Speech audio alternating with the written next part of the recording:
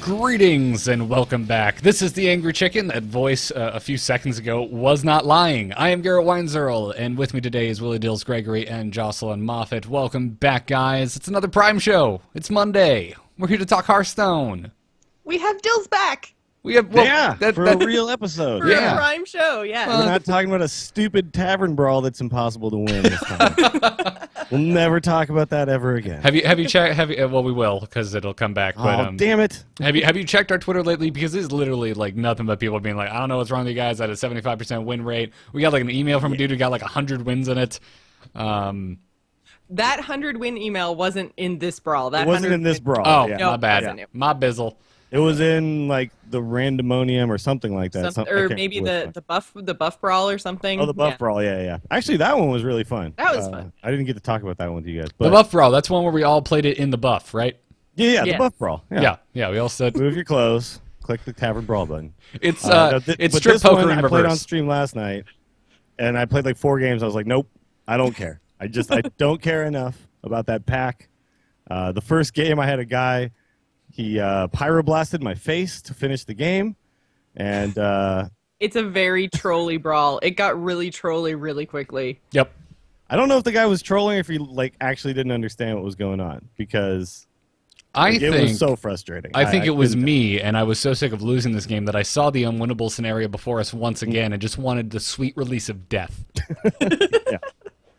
I had a bunch of games where I thought it was going to happen too, and then it was just like, oh, and then he's got 8, 3 bombs, we're all dead. Like it was just like so instantaneous how it turned from I think we got it this time to no, never mind. Multiple people that contacted me that were having a good time winning it were saying that they basically employed the belief that never attacking with minions unless you're the druid and you have Savage Roar, but like just having as many bodies on board as possible to soak shots was the key to victory in that particular tavern brawl. Yeah, maybe. Which I mean, Jocelyn did and have I a bunch of totally games where tried, created by the tokens, way. But what's that? I said, which Jocelyn and I definitely tried that strategy a couple times with no luck, but I mean, you still got to get a little lucky. I think.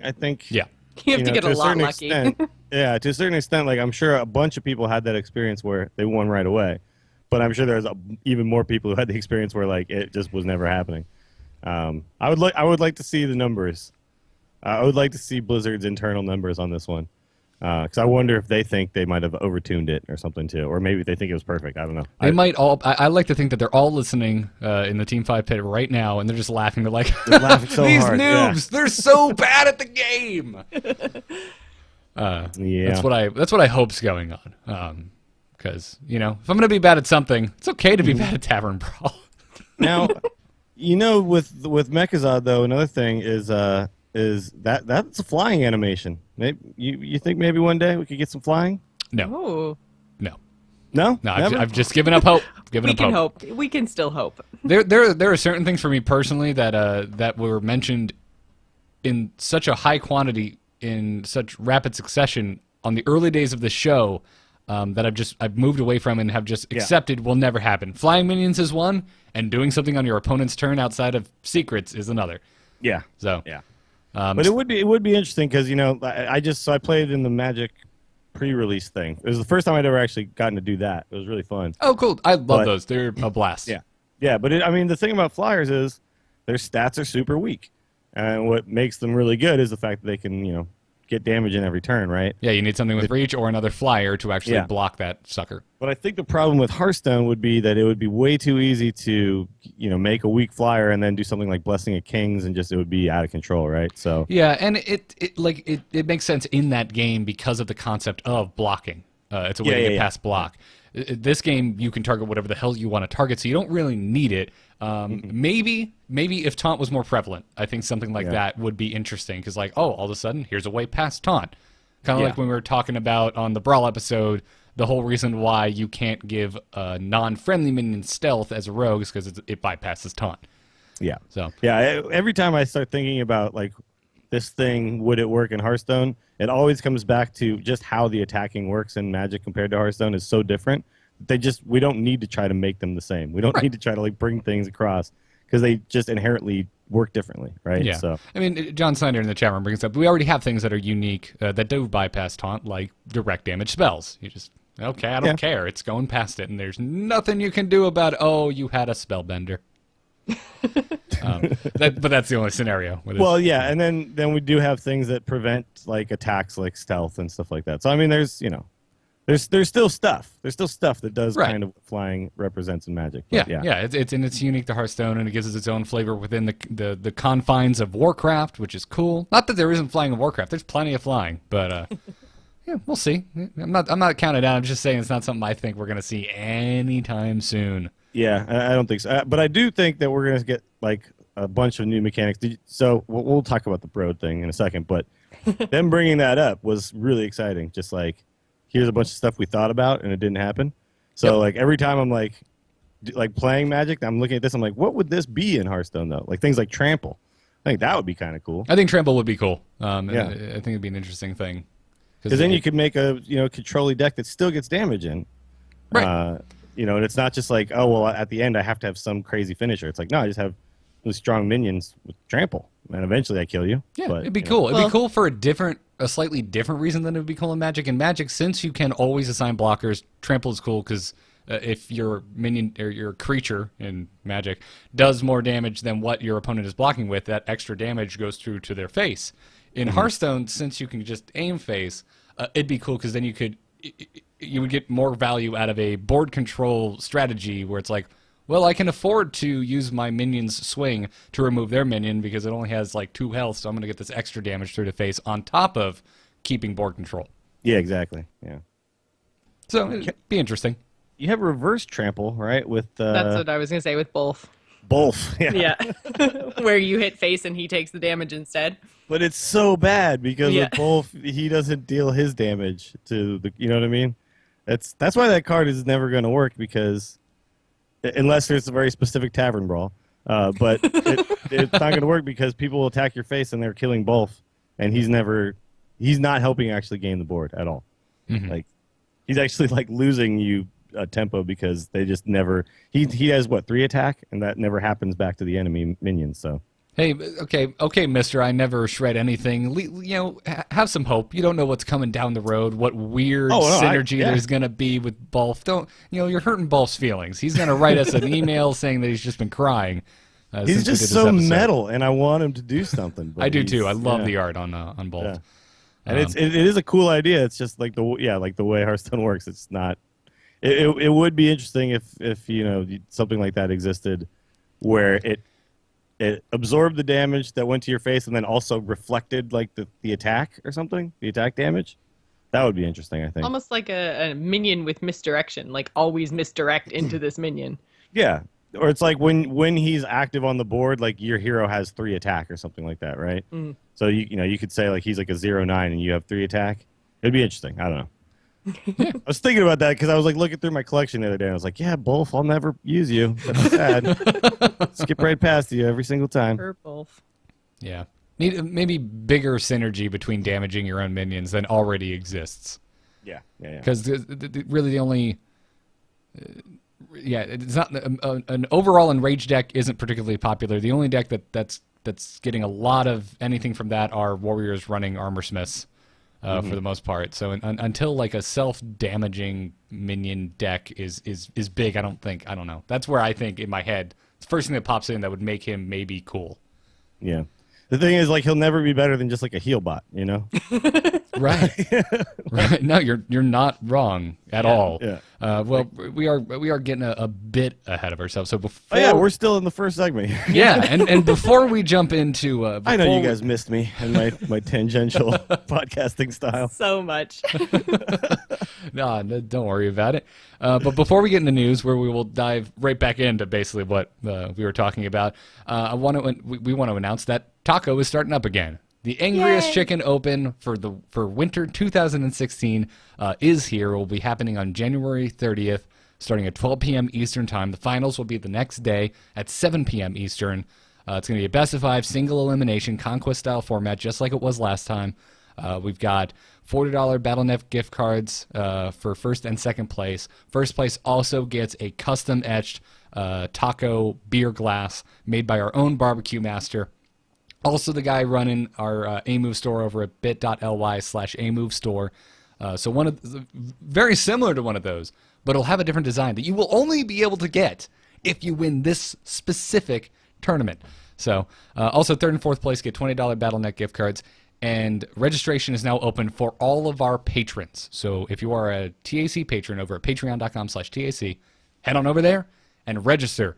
Registration goes open to everyone else next week. So get ready for that. And I did actually want to clarify, because we've had some questions sent into the Angry Chicken tournament email.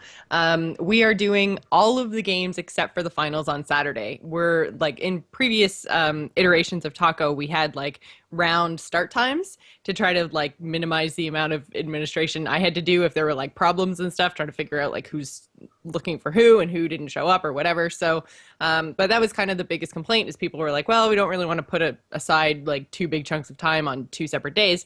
So we're actually just basically opening up the bracket and everyone just plays until the finals. And so if you make it into the finals, don't play those games. We're playing those and we're live casting them on the Sunday like we did last time at 7 p.m. So yeah, I'll be there all day doing the admin stuff and everything else, but it just kind of like, I have no idea when the tournament's going to end on Saturday, so keep that in mind. If you make it all the way to the end, it could be like midnight, I don't know. That means that it will go faster than if there's start times. So most likely Possibly. it should take Possibly, less time, yeah. Unless 'Cause, everyone... the thing was, like, each round, we always had somebody taking the full, like, Yeah. 2 hours of time. So Yeah. I just was trying to prevent like one part of the bracket getting way far ahead of another part of the bracket, and then somebody being like, well, when do I come back? And I'm like, So, but everyone's like, this is the problem with these bigger tournaments, and it's just like you just kind of deal with it. Because I did a bunch of opens, and it's like you just have to sit there and keep checking the page and see when your match is ready. So that made it a little bit hard for me to try to decide when someone was a no-show and when they weren't.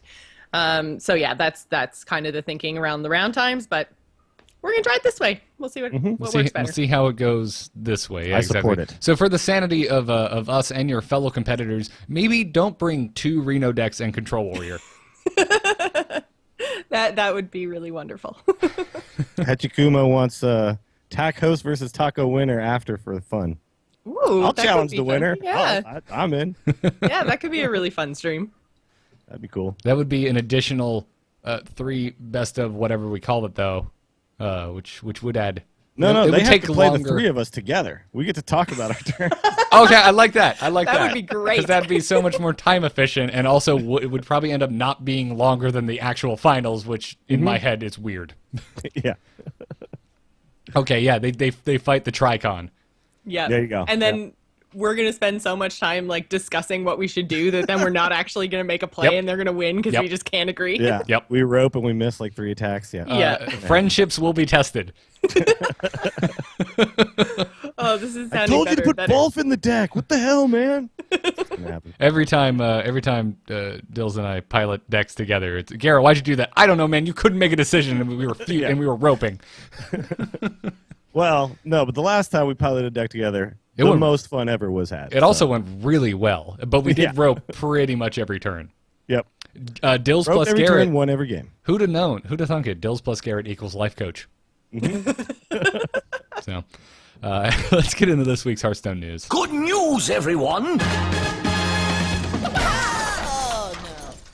I do have to take a second to tip my hat to Top Hat Ghost in the chat room, who says Taco winner versus 3-headed chicken is what it should be called. Or he called it three-headed giant. I read it wrong. 3-headed chicken would be so much cooler. We're gonna I love it. chicken. There it the is. 3-headed chicken show match. That's what we'll call it.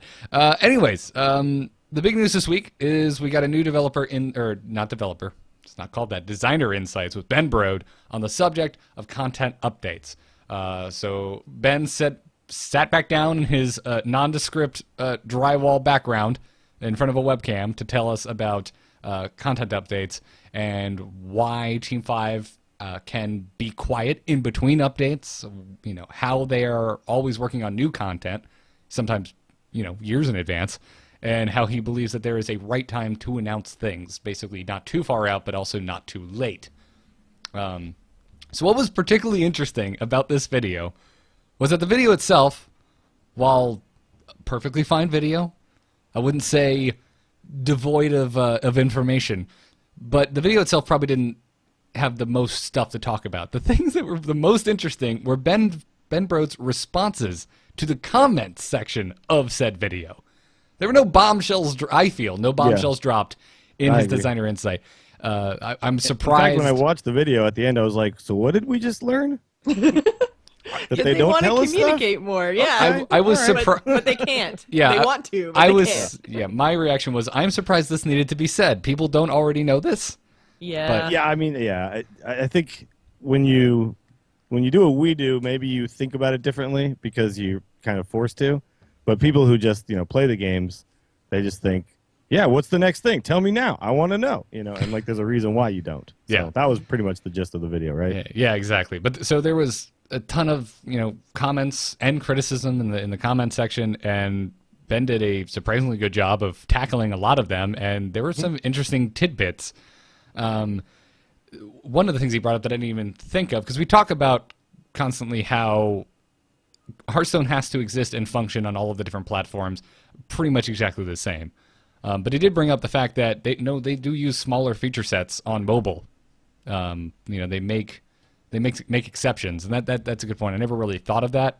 My mind was just like, oh yeah, it's smaller, so they had to do something. But they are removing, they're using shorthand, they're using shortcuts. There's just buttons coming up and pop-ups that aren't there in the tablet and the PC version of the game because of the small size and form factor of the mobile. Yeah. But I would rather they do that than give us like a crappy mobile version, right? That tries to do everything but can't. Mm-hmm. No, I think that's a smart way to go about it for sure. Yeah. They said that they are absolutely listening to community feedback for game features, and that small features can be iterated on quickly, but other things cannot. And I didn't even put it in the notes, and I'll try and go scrape it up and put it in here now after the fact. But this is making me think. Team 5 as a whole seemed like they were pretty chatty this last week, because I think it was Aratil. Was it one of the, maybe it was Spirian or someone? One of the CMs commented directly on people complaining about how are there still not more deck slots. It's such a simple fix. And one of the CMs got in there, and I'm gonna try and Google it so we don't misquote quietly here. That was actually, you're talking about the post in the official forums? Yes. Yeah. Yes. It was Yeah, I saw unrelated that. to this, but awesome. Ben Brode's comments are making me think about it. It was just down here. Here we go. It was Daxari. Sorry. And he basically said, listen, it's more difficult than you think it is. It's not just flipping a switch. It's not just changing one variable somewhere, which I'm assuming is the case. I hope that once they do implement it, that we get some kind of postmortem, like, hey, this is what we had to do to make this happen. That's why it took so long. Because I get it, right? Like, to us, we're sitting here, it's like, let's just more how hard could it possibly be? And that is a question. And Daxari didn't necessarily answer that question. He did explain, hey, listen, in the way I took it, what he wrote was, this is developed by a committee, and sometimes that takes time because we don't agree on what the best solution is. I really liked that part of the post where he was talking about how the Hearthstone team is exactly that. They are a team. So everyone's ideas are heard. The most viable ones are actually created and tested. And it's not just like, Ben Brode thinks we should deck slots this way. So we build one thing and we implement and we, send it out to everyone in a patch. I really liked how they brought the whole team idea to the forefront and said, look, everyone is equal here. Every idea is actually treated with respect and we try it. So that's not going to take like a day. Like that's going to take a while. And they are doing that to do what Blizzard does best, which is give us the best possible solution as opposed to the easy or the quick. Right. And this was even brought up again, going back to Brode's video. In the comments, someone said, the point that I take away from this is Blizzard is too slow to really take the community requests into account in the short and perhaps even medium term. And Ben Brode responded. He said, no, it depends. Well, he didn't say no. He just says, it depends. Spectator mode was a feature we weren't originally planning on, but it jumped to the top of our list due to community feedback. And ranked rewards is another one. So those are good examples. Mm-hmm. I mean, that was all we talked about in the opening stages of this show was spectator mode. How did it miss the mark, or how did it miss the launch, and why is it taking so long to come about? And in retrospect, didn't take them that long to implement it. No, it really didn't. But it's still not perfect. But No, it's there. I would. And I think I do think though that they realize that it's not perfect, and I think they would like to get this right the first time rather than, put it in there. It's not that great, and then it's harder to change later. Because a lot of times that is how it works. Like you think you can just put it in there and then fix it however you want, but existing code has to be poured over and changed, and that's much harder to do than just write the code right the first time, right? Absolutely. And I know this because I work with engineers, and they hate having to fix old code. Right. Well, and also, I mean, recently in the last year, they have this hotfix system now that we didn't originally have when Hearthstone first went live. We would just wake up and be like, "Oh crap, here's a patch." That wasn't preloaded or anything. They just pushed it live overnight because we used to have stuff data mined weeks in advance. Yeah, and we still do from time to time on some of the larger stuff. But we also have things that just pop up. And when you're and think about all of the devices that Hearthstone is on. I can't imagine there's an efficient way to test for all of the possible bugs that may happen on one specific weird Samsung tablet. Mm-hmm. Now that being said, though, I do want to hold their feet to the fire a little bit and say this has been wanted by the community for a really long time.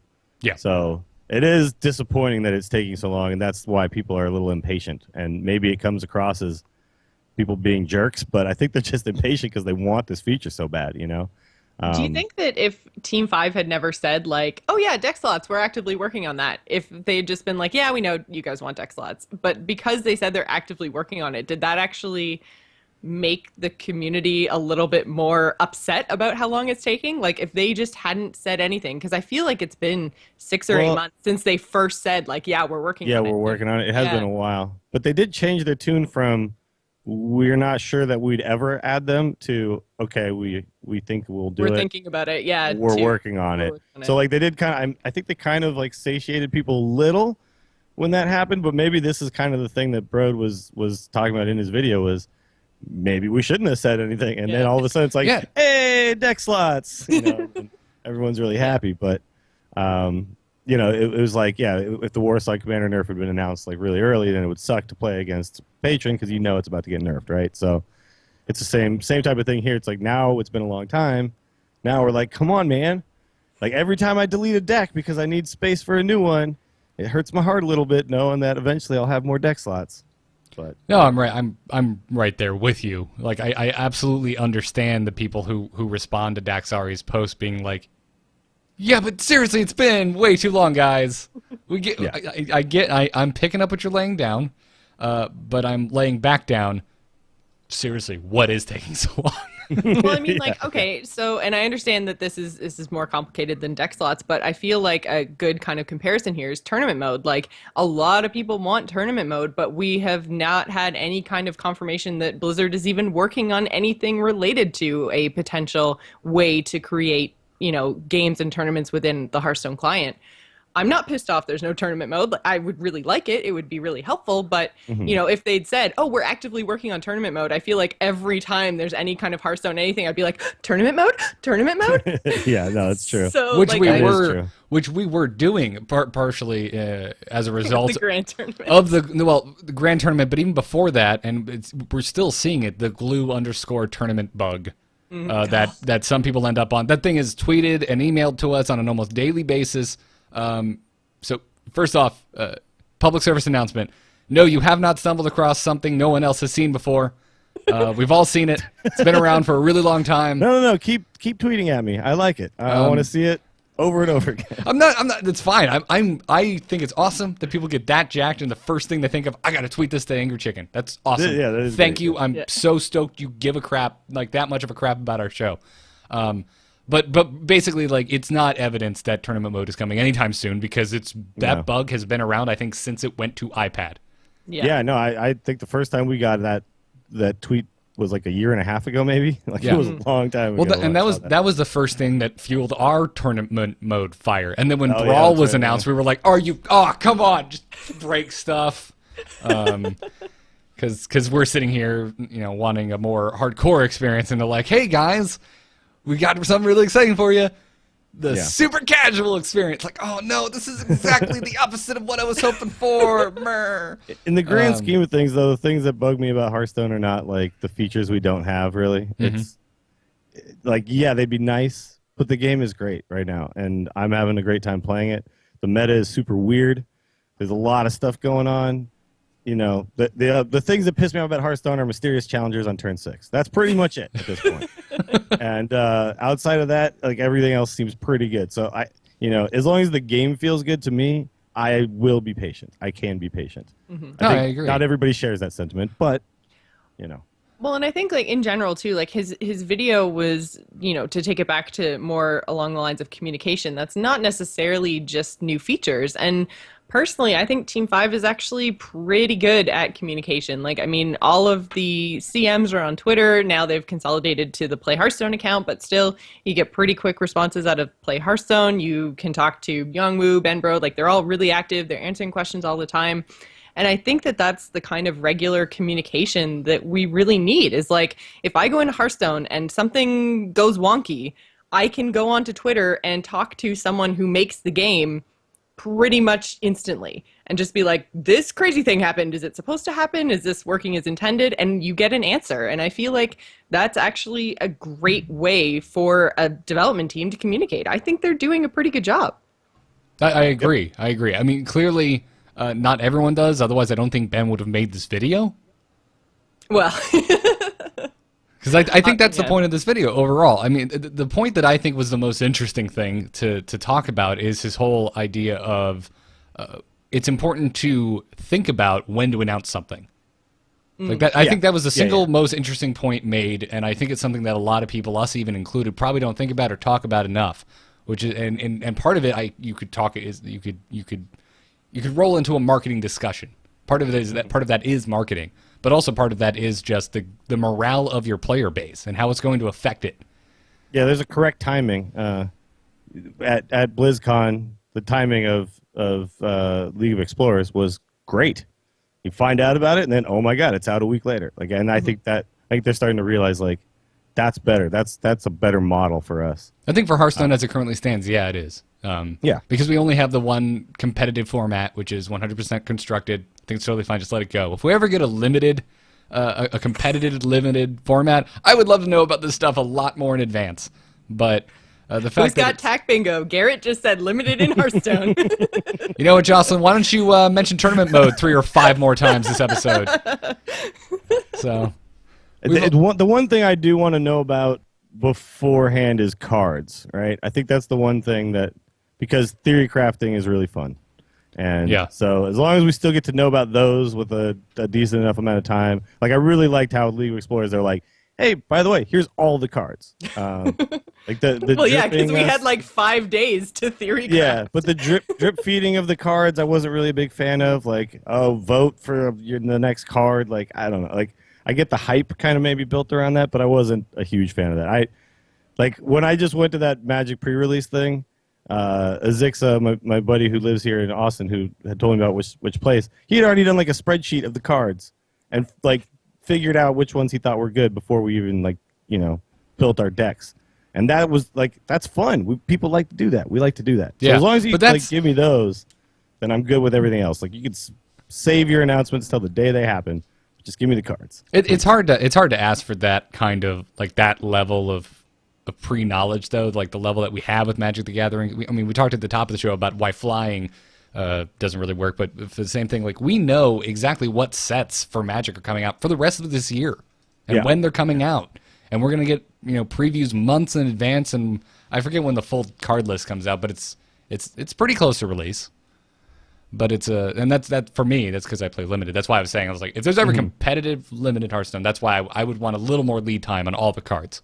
Yeah, because you have to prepare yourself for those. Exactly. Like, what happens right when it comes. Because you weren't able to play with the cards, but for the way Hearthstone currently is, I kind of dig it. Like, cause if you had talked to me last year, I'd be like, no, I want to know as much as I possibly can, as far as advanced as you can give it to me.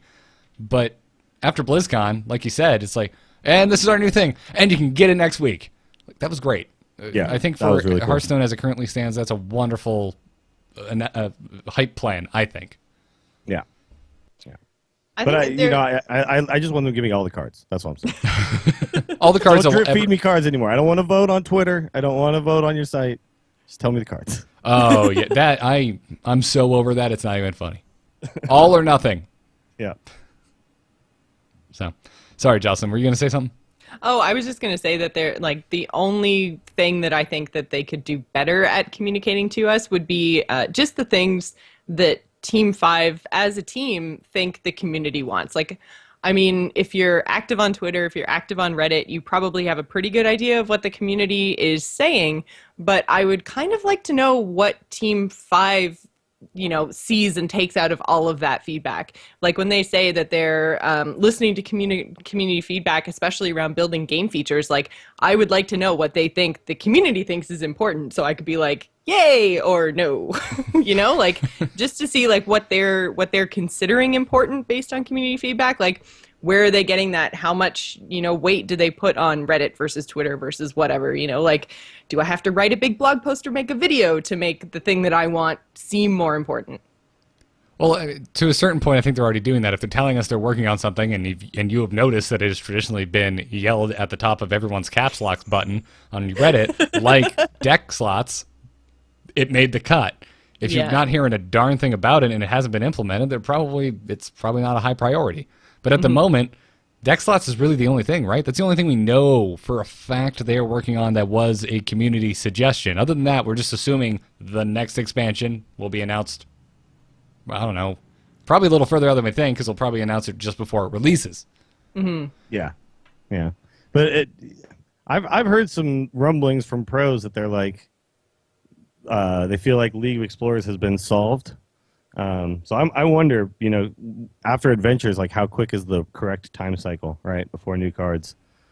Because it's a smaller amount. So right. Well, again, you that's cracking another can of worms, because it's like, do we release it sooner to satiate pros and seasoned players, or do we keep it a little further out so that things stay saner for longer for newer players or players that are just now entering?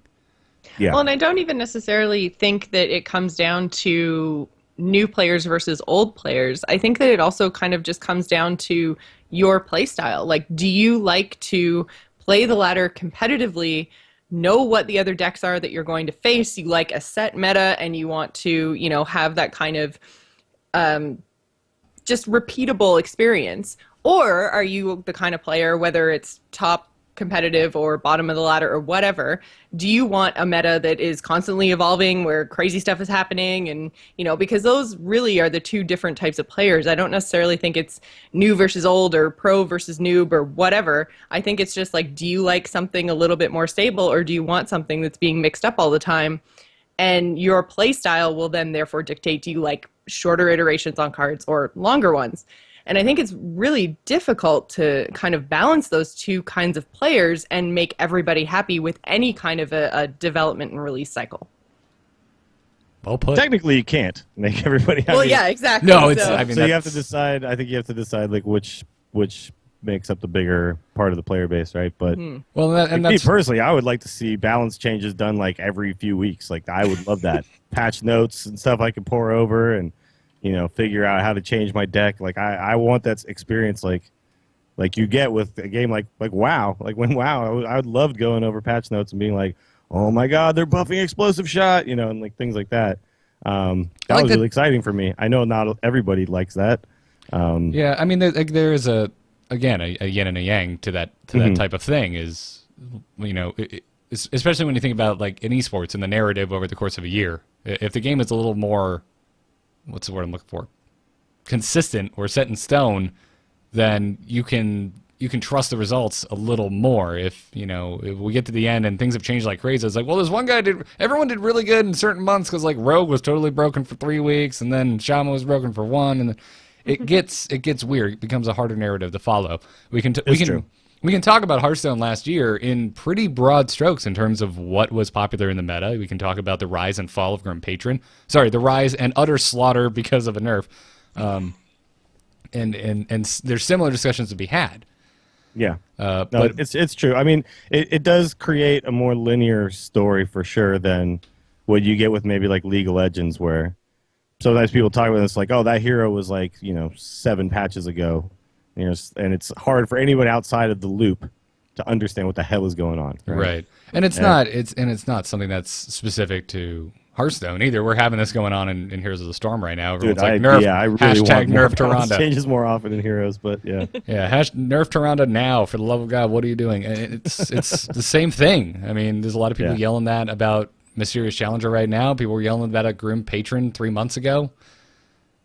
Another thing though too, like it's not just that I want balance changes. I want the changes to be like a little bit more subtle than what we seem to get. So there's a lot, but again, like Jocelyn was saying, I don't represent everybody. I don't represent all the player base, and so they have to do what they think is right. And I think they're doing a great job of that.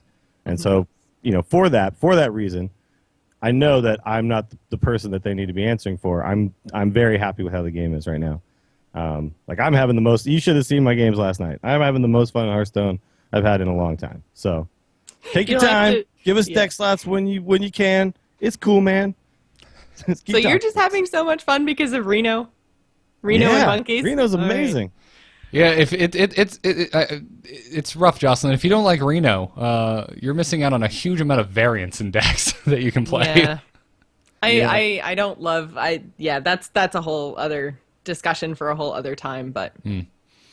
Yeah. So Jocelyn wants her Smork back, huh? All right. No, I just think it was too big of a swing. That's all. You can still Smork. I don't know. Nothing wrong with that. I Reno'd a lot of games and still lost. Like I'm not saying it's insta win or anything. Too much. Yeah. I just think it drags games out to an unfun place. That's all. But what I love about it is I love games being different every time, and so that's the experience that Reno has given me. So that's exciting. I do think though that like he doesn't. It's not Grim Patron. It's not Mysterious Challenger, what he did. Like, I would argue against that. But, yeah, we could talk about that next show, because we've already talked a long time about Yeah, we're still in news, people just joining us in the chat room. Yeah. 47 minutes in. Well, like I said... this is like a Reno Jackson game. Yeah. Maybe Reno Jackson versus Control Warrior. I don't know if this is a Reno game versus a Zoolock. Yeah, Reno doesn't wipe the board and heal you, so that's right. Right, exactly. So, anyway, I guess kind of moving on. I love how we didn't come to a conclusion on any of this. We all have our own thoughts on how this should go. Mm-hmm. Similar to Ben's video, we got to the end and we were like, all right, well, I guess we're just done talking about this now. Did we learn anything? Nope. No, we didn't. This is just done. I think we, for the most part, agree that they're doing a pretty good job on when they announce things. Yes. Except maybe telling us that, hey, you're working on deck slots, because now we're all sitting here being like, seriously, what? Do you have to craft them out of actual stone and then scan the stone and then make your UI asset that way? Yeah. But even then, I'm pretty sure I could carve stone faster than this. But anyways, one of the other interesting things that came out of the comments was Ben talking about, or people basically asking Ben, hey, what keywords didn't make the cut? And I forget exactly how the conversation got to this point, but at some point it was like, hey, why don't we get more videos about? People were asking for like postmortems, and Ben even said he's thinking about making more like the making of videos, which I would love to see.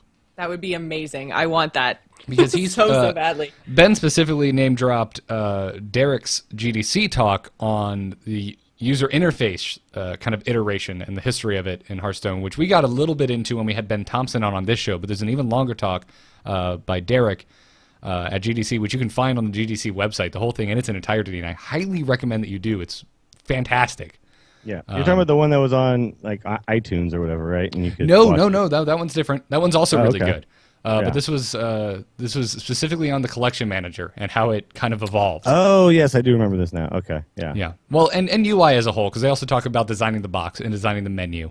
Mm-hmm. So it's not specifically the collection manager, but Ben Brode name dropped that, and then people were like, hey, why don't we have more of that? And then it got into the discussion of keywords and what ones didn't make it, and apparently there was one called burn.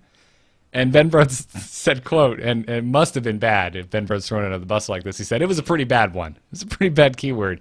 Apparently, if you dealt damage and you had the keyword burn on whatever you were dealing damage with, the defender, whoever got hit by it, would start burning, which means that they would take 1 damage at the start of your turn from then on. And he said that really burn was only good if you got it onto the enemy hero once. But other than that, it was almost irrelevant. Which I can kind of see how that would be. But what if it was like explosive trap then caused burn? Like that'd be so good. That would be, but again, only the first one. If you get it a second time on the hero, well, they were already taking 1 damage. It sounds like it didn't stack. Yeah. And really, unless you would have to. Plus, you would have to nerf explosive trap from its current state if you're going to add burn to it. So you'd probably make the card crap. That's a tough. That is a really tough mechanic to balance. I think like it would be super strong if you could play a 1/1 on turn 1 that then had burn, and that was like your 1-drop. Because now you've done it on turn 1, and now he's burning for the rest of the game, right? That would be good. Well, if you get to swing with it. If it was 1/1 with charge and burn, okay, yeah, that's great. But if it's a 1/1 that doesn't have charge and burn, and you're playing against a mage, it's like, well, yep, coin ping. Mage right, exists, so this 1/1 is a pretty big liability to include in my ladder deck. Yeah. That's a weird mechanic. It's like poison or something like that. What's the one that they have in Magic that I don't like? Infest or something, or infect or something like that. You know what I'm talking about? No, I don't. It's like a second way to win the game that you can count. If you can get it up to like 10, then you win the game that way or something like that. It's really weird, and it's not that cool. It's like I've seen it in like a tournament once or twice. I'm like, oh god, no, this is stupid. Gotcha. Why'd you do this? Well, I would love to hear about more of the stuff that didn't make the cut. Although again, there's that question: do you tell them or do you not? Because what if we were sitting here going, "Dude, burn sounds amazing. What's wrong with you, bro? Put this in the game. We got gypped." I get it. I get the points he made in this video. Again, why at the end I was like, "This had to be said." I feel like I knew this. I feel like I knew this, but still, keep the videos coming, bro. We dig them. Feel free to skip one every now and then and come on this show to do your talking. Sure, that's always welcomed. But yeah, I don't know. How long do you guys? I guess closing statement. How long do you think it'll be until the next expansion? Not long. I think we'll probably hear about it in the next few weeks. End of February. Yeah. Okay. You think we'll hear about it in the next few weeks? Dude, it's already like 2/3 of the way through January. I guess it's a good point. I guess it is a good point. End of February is like 6 weeks away. I guess the beginning of Explorers feels so far away from me because it was like wedding, and that feels like a lifetime ago now. I don't know. Anyways, let's move on. Hey guys, esports are now on ESPN.com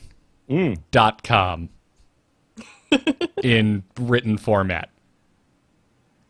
It's still kind of interesting. Esports, it's weird. I know. I was like excited, and then I looked at it and I was like, okay, all right. Yeah, the clickbait headlines about this story. Oh man, the force is strong with them. Because I've seen that going around. Like esports are on ESPN. It's like it's a section on their website. Okay, cool. But yeah, ESPN has added an esports section to their website. They hired 3 editorial staffers that are already pretty well known in esports circles. They got Slasher. They got Fion. I'm not actually familiar with him because he's League of Legends based. And they also got Darren Kwilinski from Azubu. So yeah, you go to ESPN and there's esports. And what I like about it, and I think I mentioned this on Into the Nexus, or I don't know. I guess on too many damn shows recently. I may not have been on a show that's on A-Move. But what I said on some other show that I can't remember at this time, and I will repeat it here, what I like about it is they're not treating it any differently. It looks like every other page on ESPN. Yeah. It's not like the nerd page. Yeah. Right. It's not like, hey guys, you like cats? Click on this cat game. Yeah. Although one thing they kind of screwed up, they have esports and then the S is not capitalized.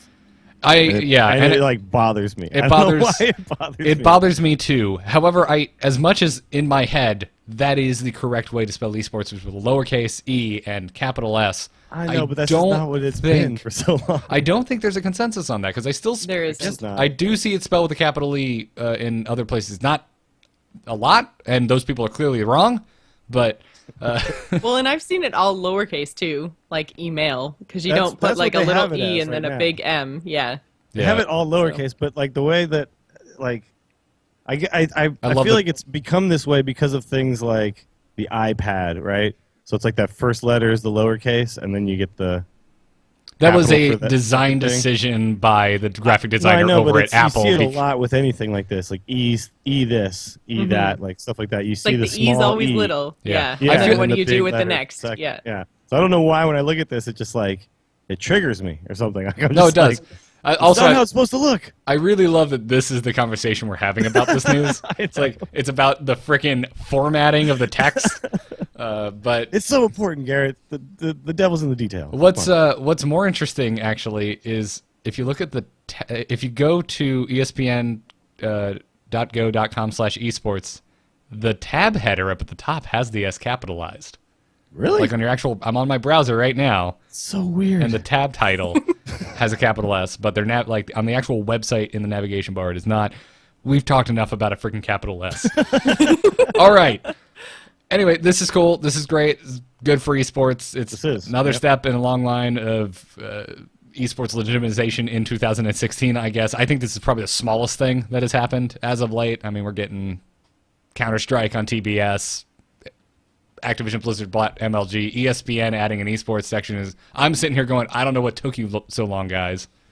Well, and I think in the ESPN announcement, didn't they basically say that they are going to cover esports in the same way they cover all other sports? Yes, yes, they did. They did. Yeah. They did mention that, and I So think I think they're we already. will probably see some sort of video content too. Yeah. Oh, well, I just don't- hope it's not all on the Ocho. Like I want to see the some Ocho. actual ESPN Prime. I want to see some stuff there. Some I can't. bigger end of year tournaments. That'd be Yeah. awesome. I can't say I read into it that way, Jocelyn. I think I read that as like in their written content, which is what they're announcing today. They're going to just treat it like any other competition. But I mean, we have already now seen, like this is just another step. I think like and it's good. It's good. Yeah. You know who's not at ESPN? Colin Cowherd. So, Yeah. I love that guy. I'm such a big fan. Esports are there, and Colin Cowherd is not. So Hey, listen, once A Move starts rolling in the big bucks, and I can afford to have my own esports team, we will be called Cowherd's Heroes. So, looking forward to that. because day. after watching Heroes Rising, apparently your team can be named whatever the hell you want it to be. So, Yep. yeah, If you're a big fan of Bob Ross, hey, yeah, start a fan club. he'll also paint a happy win. So, congrats, guys. Also, dear God, balance that game. I'm sick of seeing the same 10 heroes every single game. Okay. Before we move into crazy game stories, not doing a strategy this week because we knew going into our talk about Ben Brode's recent video, more specifically the comment section, that it was going to take a while. So we're like, let's let it breathe. Let's let it breathe. No strategy today. But before we move into crazy game stories, let's thank our patrons over at patreon.com/TAC because of you guys, we're doing extra episodes every week and an extra episode every month. We're doing seasonal taco tournaments. It's awesome. So thank you guys very much. This episode, we wanted to thank Brandon B., Richard D., Barry H., Alex C., and Jeffrey M. Thank you so much for supporting the Angry Chicken. We really do appreciate it. Now, let's get crazy. Is the whole world gone crazy? You're in trouble now. You got it!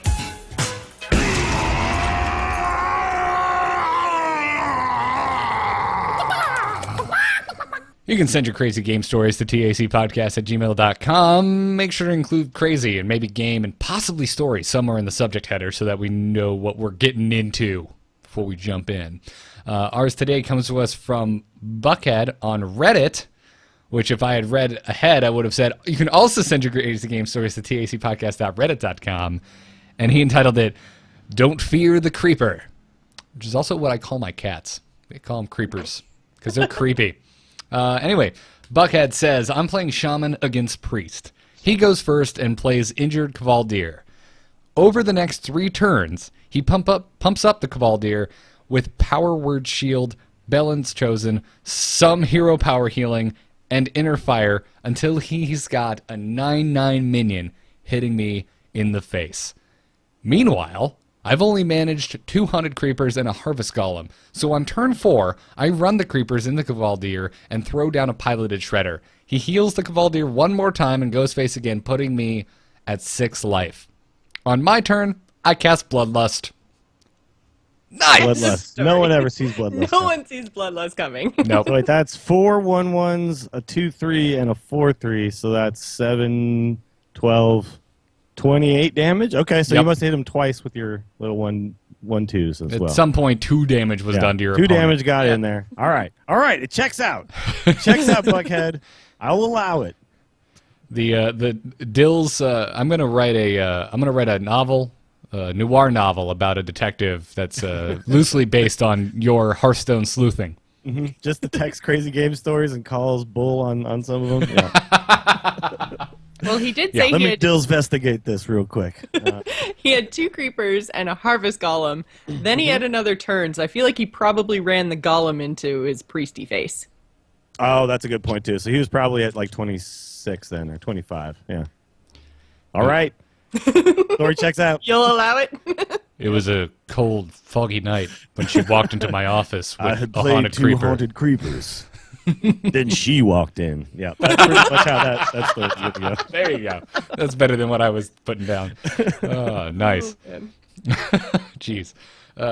Before we wrap the show up with some emails, let's thank Squarespace.com for supporting the Angry Chicken. You can head over to Squarespace.com right now, build yourself an amazing website, and when you use the code TAC at checkout, you will get 10% off your first order, and also directly support the show in the process, so use that code. I actually watched the origin story of Squarespace the other night on Discovery? Putlocker. Yeah. You guys gonna- haven't seen this? I'm There's a whole cur- documentary about it. You're not making a joke? No. So Squarespace originally was a pelter back in like the old west. I was got like, attacked, Okay, got nope. attacked by a bear. And Nope. then, Being serious. He's- WordPress was another pelter. Left him behind. Squarespace was in the snow, all cold and stuff. Oh my god. Had to sleep inside a horse and everything. But then, twist though, he found WordPress later after he got back to camp and actually forgave him. So, not the Hollywood ending I was expecting, but still pretty good. Really, the moral of the story is, if you're going to get mauled by a bear, use the code TAC at checkout at squarespace.com Exactly. Yep. to get 10% survive. off, telling everyone your story about your bear mauling. So, wow. I had you I guys for a can't second. believe, I I was can't like, believe just how a much second. Garrett fell for that. You're just like, I'm I like, considered actually telling like a very normal story after that, but I was like, nah, screw it. I'm just going to go down my Revenant path. I go was down going the for. Revenant path. You did a good job, man. You sold your bullshit well. Yeah. The trick is always like straight face at the beginning, and then just I was like, I Off don't know, the maybe rails. there's maybe there's a documentary about how Squarespace became a successful business on Netflix or something. I don't watch a lot of documentaries, so it's not like yeah, I know every documentary that's been released. I can call them on this. Jeez, guys, let's take your emails. Hello? Hello, it's me. Hello. Just quickly, did you get my message? Yep. Oh, Hello, brother. I'm not done with the laughing.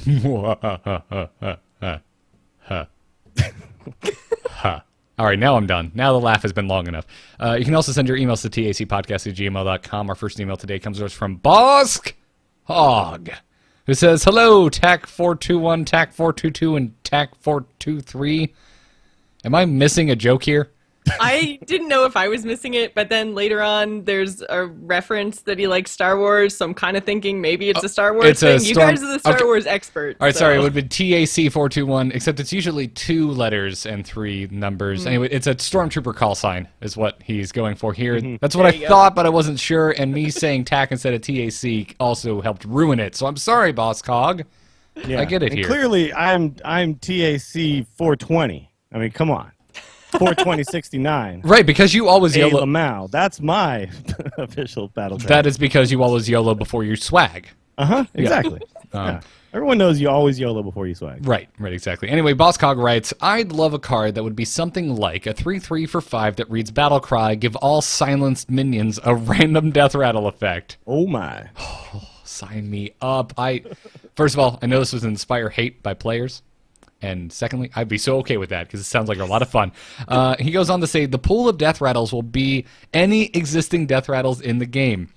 Mostly positive. Sylvanas, Shredder, Leper Gnome, Tyrion. But sometimes negative. Darnassus, Aspirant, Unstable Ghoul.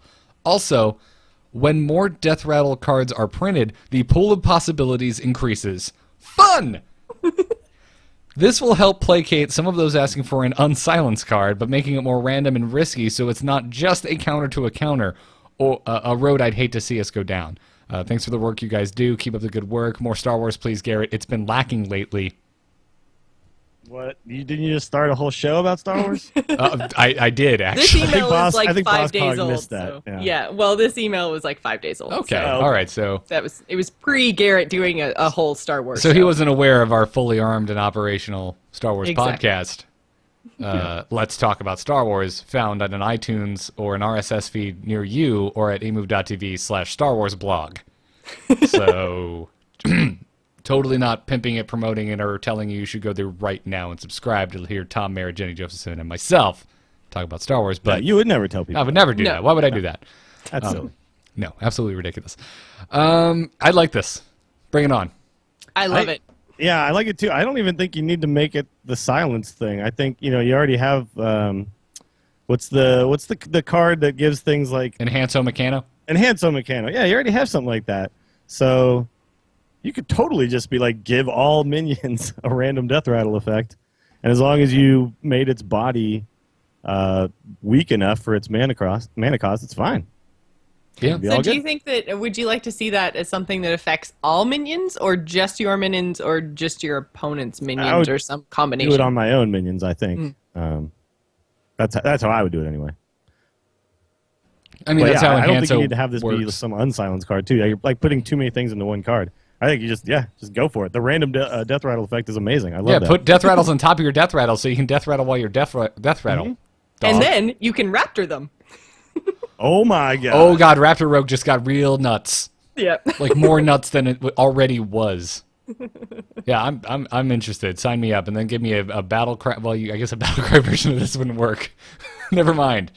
It'd be Give all minions a battle cry. You ever They're say already on the board? You ever say something really stupid and Nailed it. you wish you No, had never. thought about what Never you were done about that. to say for 5 more seconds before you said it? Yeah. Also, calm down, everyone. You're all a giant nerd if you just got mad about what I just said. So, Dills, Oh man. next email, please. The next email comes from Ramia. Says, "Hey TAC team, I was listening to the latest episode on my commute into work and heard your conversations about Druid and how it hasn't changed much and doesn't have much that defines it as a class other than the ramp cards. Then you mentioned that it has the choose one transform mechanic and how it fits into WoW. I started thinking about how maybe the choose one transform mechanic could be expanded and come up with this idea. What if you played a minion that had transform mechanic and at any point during your turn you could click on your minion and pay extra mana to transform it? Thanks for the amazing show that you produce each week for your listeners. Keep it up." So this is a really interesting idea. I think, though, The UI would be difficult on touch devices. the UI would be hard. But I can still see it happening. I mean, you can already hover over it and see the full cards. So what if you, like, just, well, because you can click to activate it to, like, start targeting. So, yeah, I don't know how you would handle this. Because you don't have a right-click, left-click on touch devices. Yeah. You would, I mean, here's what you could do. You could have, at the beginning of each turn, if that creature is there, it has a persistent effect where it just opens up a choice, and then you can, like, do 2 different things, right? So, like, and you'd spend mana to do them. That would be kind of interesting. Yeah, it would be a little bit difficult Mhm. if you like didn't want to transform that minion, like you didn't want to pay the mana, you just But what wanted if to you could use give it it how it attack was. or give it attack or health or something like that? Like some sort of choice, right? So Yes, not like yeah. there'd ever be a, like, I don't want to do it at all. Like, I guess maybe you would be like, I don't want to put it to 7 because now it gets big game 100, but Well, You know, or there it's could be something something where like like I have 5 mana and I want to use all 5 of those mana to do something else. oh, I then see I what want you're to saying. keep decline it. Yeah. Yeah. Yeah. But a persistent effect that is a choice could happen. I mean, I could see how the UI would work. I mean, they already, be- technically that's how Transform already works. Mm-hmm. It's persistent, and you make a choice. Yeah. But you do it before the card hits Yeah. the board. I'm not sure what the benefit is of doing it when the card is already on the board. Well, I think the idea is that you could transform it into, say, like a 5/4 with taunt, and then the next turn, if it lives, you could transform it back to maybe, something with more attack or something, but no longer okay. taunt. Like the idea that you could keep changing the minion without having to replay it from the hand, but that would have an associated mana cost. That'd be interesting if it was a sticky minion. Hearthstone, as it currently stands, most minions aren't going to live long enough for you to really utilize that feature. It would be tough. Yeah, I mean, and plus you'd have to balance it so that if it did get out of control, Neon Tech has an interesting idea: inspire and then give a choice. Because you already have inspire cards that basically they grow out of control, right? If you continue to inspire, every they turn. pump. So what if you inspire and then a choice pops up after inspiring? That'd be interesting. That'd be pretty cool. That would be a really good way to implement this, actually. The other question then, Because then you could have the choice whether to inspire or not. Yeah, exactly. If you don't inspire, nothing happens. and does If it you have? do, Does it keep? bang. Does it have an inspire trigger after it transforms? Well, you would you would press your hero power and then it would say inspire, choose one, right? That would be what it would say on the card, Right. and it would say transform into this or transform into that. Yeah, but I could see it. my question is after it transforms, does it still have an inspire trigger? Oh, then does it lose That's- its inspire trigger? Oh, yeah, Yeah. yeah. I don't know. Is it then just a vanilla minion? Does it have a different This effect? theoretical card I haven't designed fully yet, but maybe This raises a lot of questions. it does. Yeah, I was it just does. if you guys couldn't tell, I was testing my buddy's game yesterday, so I had my analytical game designing hat on. Yeah. I mean, I could see it working both ways. It would just depend on how powerful you made its base body. But having it be inspire kind of has to work every turn, right? Like that's kind of the it's a card that must be dealt with, right? It's like it's an engine in a way. Yeah, So- but I think if it transforms into something valuable enough that you could argue it could lose the inspire trigger. There's nothing I see that saying too. inspire has to stay inspire. I mean, Yeah. so- But it could transform into something that also just says inspire on it, right? Yeah, so it can maybe transform back or do something completely different, or I don't know. This is- Barbecue okay, Master well, actually look. brings up an interesting point. What if you have multiple ones on board? Well, Then, do you if just you have does it multiple keep, inspires, they all So yeah. Yep. choices just keep popping up? But also, yeah. Interesting. And Well, if you've played Discover cards with Bran, the choice pops up, goes away, and then the choice pops up again. So there's already a precedent for that. Precedent. So Interesting. I like this theory crafting. It's fun. It is. It is fun. This raises so many questions though. And then would there be scenarios where you don't want a hero power because you don't want to trigger the inspire because you want it to stay however it is currently or something of that nature. I don't know. this makes me just realize I don't think I've ever played Bran with Ancient of War. But that doesn't count as a battle cry, does it? The choose ones don't count as battle cries, do they? I don't. No, No. they don't. So- It doesn't No, say battle it cry. has to say battle cry for it. Because to I was be a gonna battle say cry. that would be insane, like a 5/15 with taunt, But I hadn't even thought of that. yeah, no. Okay, no, it 'Cause doesn't. it It does doesn't not say confirmed. It does not say battle cry. All right, It doesn't say it. Does not say it. All right, cool. Well, that's definitely an interesting idea. I like the idea of Druid cards swapping back and forth, but again, I think they probably just die. They probably I won't do feel like Druid right now is in the weirdest place in the game because it just hasn't changed. Like the same Druid deck is basically still being played. It's been being played for a long time. It's not that far from Firebat's Druid deck that he won the World Championships with. It's really not. Yep. Like Yeah, it's still that's- kind of the same thing. You ramp into this and then you combo. Yeah, that's what Garrett and I were talking about last week. Basically, Yeah. it was Yeah. just that Druid is the same, and there's nothing about it that draws people in because almost every the other win class. rate draws you in. Well, yeah. But every other class has a thing, like Hunter with beasts, and Druid Well- is just kind of Now I after Ramaya or however you pronounce his name brought up transform on top of mana abuse, I completely disagree with that statement. It's it has nothing to draw people in. No, it has plenty that makes it unique. It's just the fact that the most successful Druid deck hasn't really just hasn't changed. Yeah. But you do have, we did have a ramp Druid for a while, and people were trying to make Beast Druid work, but it doesn't have enough tools yet. There's just this Druid deck. right. Here it is. It's oh yeah, it's got Shades of Naxxramas in it now. Oh, now it's got Darnassus aspirin, but essentially it's the same thing, you know. And even Yeah. then, like, people have gone back away from aspirin again because it's killable and Yep. by a lot of things. Like Forget- 3 health is if you're- just it's frostbolty and it's Waraxy and God forbid your Yeah. game goes long too, and you're at 10 mana. It's nothing but a downside. Yeah. if you draw it late. Oh, It's also like there's lots of ways too where like Death Lords and stuff, they pull them into the game without the battle cry. It's a detriment more than a help really. So, what I mean, do all three of us agree that just druids feels boring to us? yes, but yeah, it's very bland. It's very blah. I only play it when I'm just like, okay, I guess I should try to win, so I'll play some druid. And then, I and play then it maybe every 3 months when I feel like I'm forgetting how to play druid, like to just Yeah. like keep it in the back of my mind, like, okay, if I go up against a druid, this is how it plays.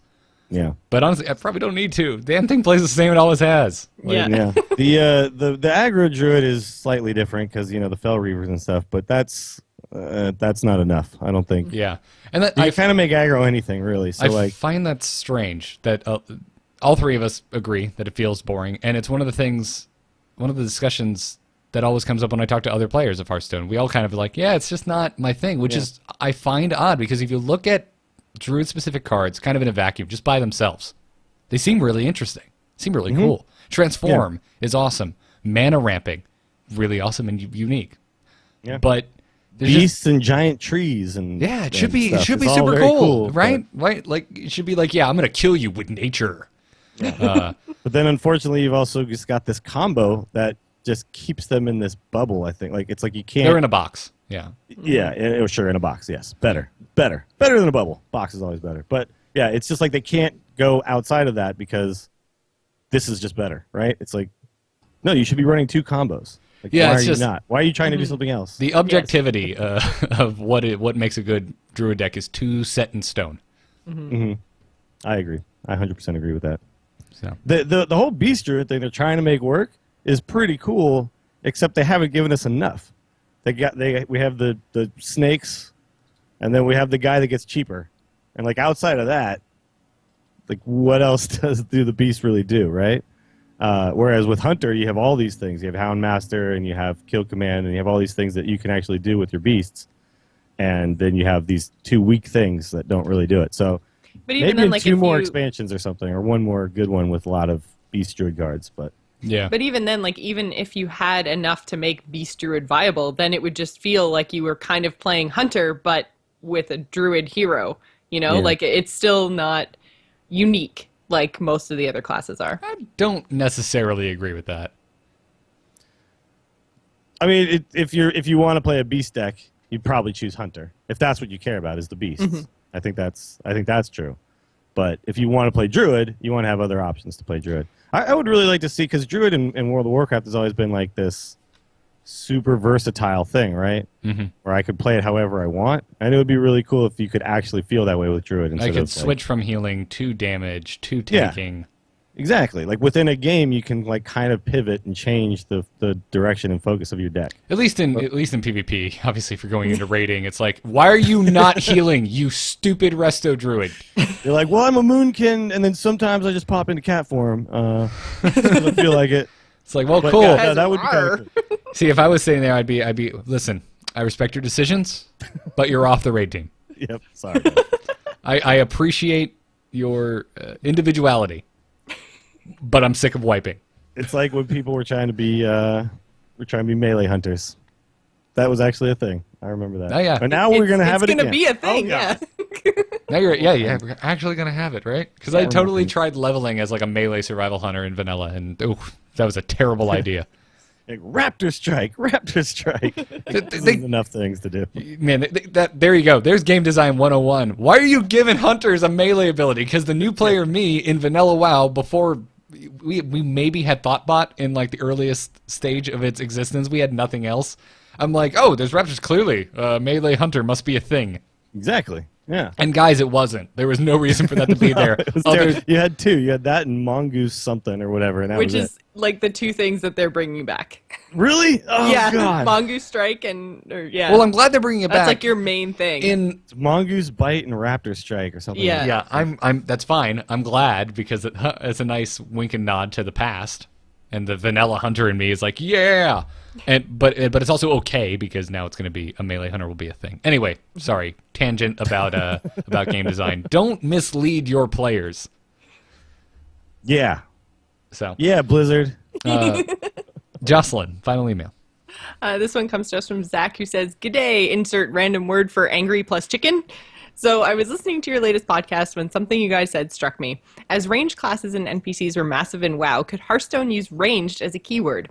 Minions could be allowed to attack over or past taunts, but could still be targeted like any other normal minion, kind of like a Hearthstone pseudo-flying type. Any thoughts? So my first thought is we kind of already have this with Elven Archer, but she's kind of the only one because she is a minion that has like, or I guess what's the No, corruptor? battle cries. Yeah, There's plenty of fire elemental. There's the dwarf that I can never think of the name of because once you have any use cards, it in arena but nowhere else. Yeah. But yeah, battle cries work this way, but Yeah, but then I I think like he's trying to get at a minion that could then on their turn attack anything past the taunt, like a normal minion, just basically a minion that ignores taunt. it would But also then not would have take to the not damage take back. damage. Yeah, Yeah. yeah. Stormpike Commando was what I was thinking of. There you go. Sorry.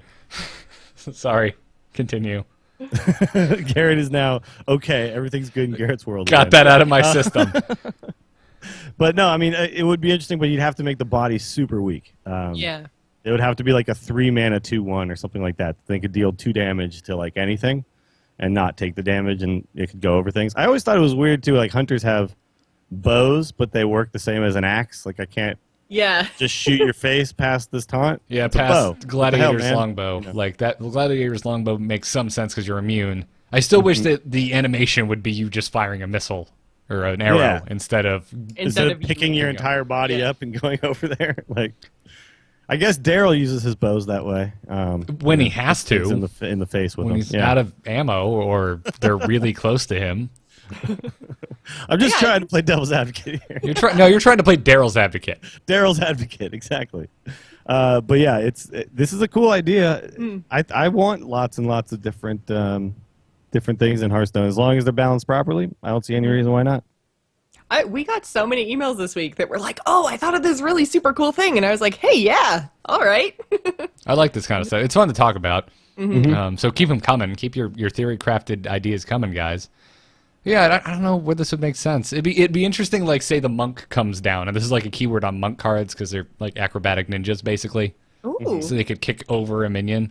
Might work for rogues as well. Some type of keyword. I don't know what you would call Some it. kind of like sneak or something Ninja batics, that lets you get past like around taunt. flying kick. Flying kick. Well, That is a John thing. Snyder in the chat says it would have to have a drawback. Well, the drawback would be its stats, right? Yeah. That's how you that's how you do any of this stuff because Magic has a ton of keywords. Some of them are incredibly powerful. Think about like Stealth Assassin or whatever it is. What's the little rogue card? The 1/1 that has the poison mechanic. Isn't it just Like- stealth assassin? Oh, is that what it is? Okay, sure. But like that is a 1/1 that kills anything. Its drawback is it's a 1/1 that you can ping, right? So it's like Oh no, it's not. poisonous snake. Like there's the drawback is the stats. So that's all you have to do is just make sure the Sorry. stats are weak enough. Yeah, it's patient assassin. Patient yeah. assassin. I was like, yeah, stealth isn't right. It has. For some reason, the second you said it, I just imagined it with stealth assassin written We're on like, its well, that is name what ribbon. it is. It's an assassin, Yeah. and it's got stealth. Yeah. And it's patient apparently. I But love- yeah, I no, I love mean the like artwork on that card. you can balance anything with stats really if you're attaching it to a creature. Yeah, And what- cost plus bad stats. And again, too, it's not like taunt is everywhere right now. Nor do I think it's going to be in the near future. Taunt warrior still not a thing after a clear attempt at making it a thing. Yeah. But even if you took taunt out of the equation and it was just almost like a persistent divine shield, if you want to think about it that way, like basically a minion that could attack without taking damage. Yeah. Yeah. Like but it would still die when something attacked When it. something attacked it, yeah. That'd be interesting. You could think of it almost kind of like first strike Well, in a way. that's two separate things then, because he's talking about avoiding things with taunt, and you're talking about him being able to attack things and not be damaged in But return. but we're just saying if it's ranged, if that's truly what it is. If Yeah, it's we're just attacking taking the idea over of other range, creatures, yeah. it would also then not be It's not taking actually damage running 'cause up it's and far smashing away. itself into it, right? So, Right. Yeah. Be interesting. I think it would have to be a keyword so it could be silenced. I think it'd have to be Yeah, some absolutely. kind of Yes, yeah, Silence yeah. the ranged, yeah. yeah. So I don't know what Unless you would they call made it. it like You could just call it ranged. a type, Yeah. like we have like beasts and dragons and stuff like that, like a tribe of ranged things. I'm also Because trying then to, that doesn't actually, like, you can't silence something and then not have it be a beast anymore, or not have it be a murloc anymore. So Yeah. you could like silence it but have it still be ranged. I'm also trying. Well, yeah, no. I was about to say. I'm sorry. Never mind. Ignore that thought. But I am trying to think of how you would write that in a way that would be a short sentence that would make immediate sense to somebody. That's for Blizzard to figure out. Yeah, That's exactly. not We don't have us. to. Yeah, come on. You're going We just way tell them do the thing. Yeah. We think it's cool. Now you go out and do it, Blizzard. Yeah. I'm Make thinking me happy, damn it! Dance, Blizzard, dance. dance, monkey, dance. Wind it up and let it go. Cymbals clashing in the background. Ooh, a tribe named Rangers. I like it. There you go. That'd be interesting. But then if it was a tribe name, it wouldn't be silenceable. Yes. Exactly. So I think that whatever this is, it needs to be silenced. So I'm just trying to figure out how you would word that in my head. I can't think of it, so I'm going to delegate to Dills, who says, Blizzard, do it. Yep, I do it. delegate to the Blizzard. Make Yep. it happen, Go. Team We're 5. sending it Make down it the happen.